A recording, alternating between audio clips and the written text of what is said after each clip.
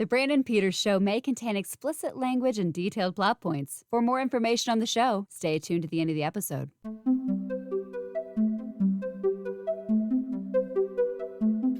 Happy 4K BLUsday, everyone. Brought to you by WhySoBlue.com. Hi, Brian. Welcome back to another week. It's kind of a light week, but I had a light week like the last week, and I still made it go like 20 minutes. So let's see what we got here. I mean, we have some fun. We have some stuff. Let's enjoy it. First off, the giveaway last week, which was for the Labyrinth code, 4K Ultra HD code.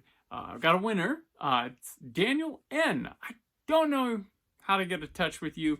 You commented with the correct hashtag on the last video. I'll reply to you there, but hit me up, naptownnerd@gmail.com. I'll get you your code. You can dance, magic dance, all the way through with the Bowie bulge and all that, and enjoy Labyrinth. But you are our winner. Congrats. I don't have a giveaway this week, but I do upcoming. I will be having a giveaway for a Blu-ray copy of F9 The Fast Saga, the 9th film in the Fast and Furious proper timeline. There's also, it's the 10th film overall if you count Hobbs and Shaw. There will be a giveaway coming up for F9, so stay tuned. This channel, it might be its own video, but I will be giving away a regular old Blu-ray copy of F9 The Fast Saga. So that's coming very soon. Well, let's take a look at this week. It's another later posted video because I was waiting on something. Sorry, I'm a father in real life, so I get to make the dad jokes. But John Carpenter's The Thing has come out on 4K Ultra HD Blu-ray this week from Universal. They're putting bonus material on this thing. I think it was like a commentary or something when it originally came out on Blu-ray. There's that beauty here. I think Universal knows people like this movie now, especially in the home video collectors market. Haven't had a chance to pop it in, but it's here. There is, in the UK, there's a bit more of a fancy, schmancy edition of The Thing that they're releasing that, yeah, this time around, I bought The Thing a lot. It's like, throughout the years. And I've also got my 2 other copies I still have of The Thing to show you why I just decided, you know what? This is cool. I'm in it for the transfer. I'm in it for the audio. We're cool. We're good because the transfer is going to be the same. Other copies of The Thing that I own here. I once bought the regular Universal one of it, but I sold that. The original Blu-ray release. I sold or traded in or gave it to a family member. I have the Scream Factory special edition from years ago. Gonna be seeing a lot of this art. So there's that. This is the 2-disc edition. Really cool. They screwed it up upon its first time out and had to replace the disc. There were some audio issues. This one, it's got it all. It's got tons of bonus materials. More than you'd ever want. All the classic bonus materials. It's essential The Thing. But Arrow in the UK also put out The Thing, but when they did it, they did a new transfer on the film, a 4K Ultra HD transfer, but only put on standard Blu-ray. They too had a whole host of extras, and my favorite kind of packaging with all these. It came with a poster, which let's just show everybody. These Arrow posters, like almost a weekly thing. I buy an Arrow title a month. So here's the poster. It's the original theatrical key art, and it goes with their new art from their cover, but it's what's inside of the hoodie. So there's that. They also, of course, come with one of their little books. Creedy, looking all cool. So this, has the art, has essays. Of course, who doesn't want to write about The Thing?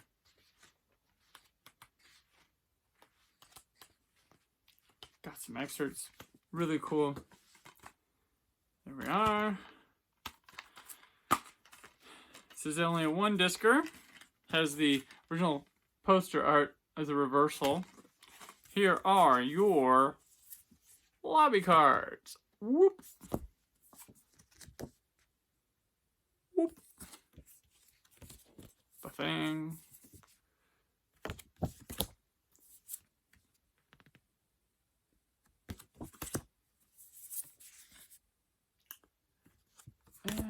just keep on going. Lobby cards for the thing. Lobby cards. Lobby cards.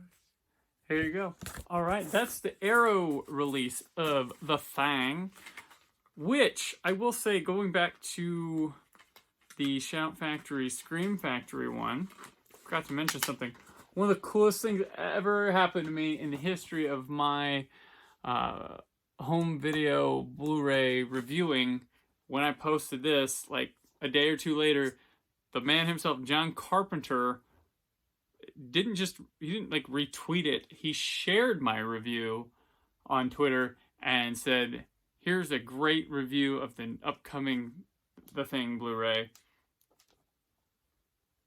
Retirement, right? No, I'm still here doing it, but that's, because I don't get paid to do all that, and, it's one of the coolest things. Like, my favorite director goes, hey, you wrote a great review of my film.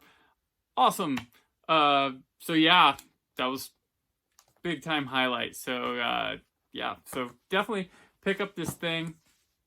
If you even have to have that thing or this thing or that one, pick it up.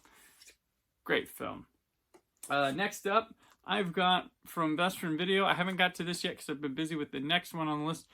Sundown, The Vampire in Retreat. David Carradine. I know nothing about this thing. They're putting it out. They feel it's special, or there's a demand. It's got a really good price too. Blind buy worthy price. And it comes with a digital copy. I can't say much more about it. It's got a lot of bonus features. Michael Felsher does great jobs on these, but I don't know much about this. So stay tuned to whiteswithblue.com when I review it. And I can tell you about this movie. It's a mystery to me. Those are the best.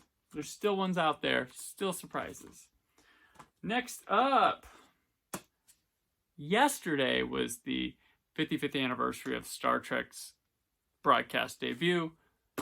Still working on this. Hopefully posting very soon is my review for Star Trek, the original 4-movie collection, debuting on 4K Ultra HD. You'll remember 5 years ago they released The Wrath of Khan with a 4K restoration on standard Blu-ray. These come with digital copies with all the movies. It comes with identical cased sets, one as all the 4K. So if you're not a sleeve person, you chuck it out of there and you just have room on your shelf. Some Blu-ray discs right here, so I'll just open up the 4K ones. It's really odd, and I have written about it, and I have joked about it on the show, that I honestly think, because it's so weird, I've seen 2, 3, and 4 they've put together because they form an arc themselves, a trilogy. But to have 1 through 4 and just not the other 2 that normally they set this with, a little bit bizarre. I think they didn't finish it in time, and they wanted to get something out there, and this is what we got. Because their whole day announcement was like, here's the movies on 4K, a steelbook of the original series, seasons, but that got delayed.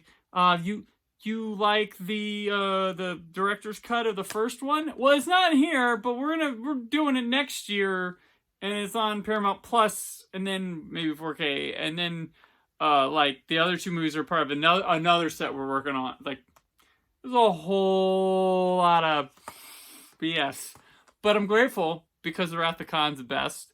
I don't think there's a bad film in the 4-film set.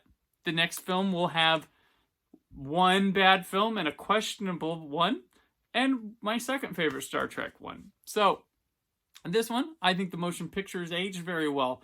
It's kind of old man sci-fi, but I dig it. I think it's good. Wrath of Khan is one of the best movies ever made. Star Trek 3 is way better than you think. It's a lot of fun, very TV show-like. And 4 is the one with the whales, where everybody loved it back in the 80s. Like, your grandma who didn't know about space movies or that stuff knew about the one with the whales. She knew about Star Trek, and she probably saw it. It was on TV a lot too. It was an ABC movie. Everybody knew about the one with the whales. Star Trek, which I love. Which Star Trek is kind of my segment on here. Old space show kind of comes from Star Trek, because I would hear like old people. I grew up in the Midwest, and they were talking that old space show or old space. came from mainly Star Trek and stuff like that. And I was just like, why would you call it that? Just generic name. But Badge of Honor, Star Trek, the original old space show. I guess Doctor Who would be the old space show, but I knew about Star Trek before I became a big fucking Whovian that you guys know I don't shut up about. I even mentioned Doctor Who here in passing during Star Trek. But here we are, 55 years of Star Trek. Pick this one up. The transfers are delicious. They have the same audio. There's sprinkled new bonus features like isolated score. There's no new featurettes or anything, but everything's already been done well enough before. Star Trek. All right, that's a bonus here. Today, if you're watching today, it's the September 9th, Warner Brothers dropped the trailer for The Matrix Resurrections. And I think it looks great. I like The Matrix. The first Matrix, I love it. One of the best movies ever. Matrix Reloaded, more amazingness, great movie. The third one, caps off decently, gets the job, but I think it's a very good trilogy. I think people need to go back to it, be a little bit, realize it needs a little bit more smarter, but the spectacle, the filmmaking on display, the Wachowskis are amazing. They are always pioneering, pushing the limits. Speed Racer, incredible. Everything they do, Cloud Atlas, I love it. I even think I like their misses, like Jupiter Ascending. No, but I'll take 10 Jupiter Ascendings before Vanilla Manila safety movies. Again, because at least the technical prowess is sort of on there, and just the originality is off the charts. So always there with the Wachowskis. Matrix has a fond place in my heart, as it is my very first DVD I ever got, was this Matrix. And I hold on to this. I'm never getting rid of this. Like, I don't remember my first VHS. My first Blu-ray was 2. I bought Memento and The Prestige. So it was like, hey, Nolan time. But this one, this was it. I got my player. I believe I got my first DVD player for Christmas. And had my parents got me The Matrix to go with it. And it came in one of these old, never used again clap cases. Or snap case. Remember they did like chapter everything? They named them. That was a job for somebody. And there you go. My original Blu-ray. I believe it was probably a lot of you's first DVD. The original Matrix, such good stuff. Such good stuff. Then it came to Blu-ray, and it came in this little set. And it came in these little slim cases. You had an Ultimate Matrix collection, came with booklet, all about it. Stuff in here. This set came with the original film. These little slim lines. Not much change in that disc art. Came with Reloaded.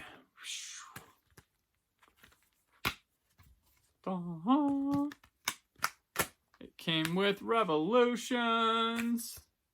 So, like, the end of this movie crushes. Like, the Smith and Neo fight is the best Superman Zod fight you're ever gonna see.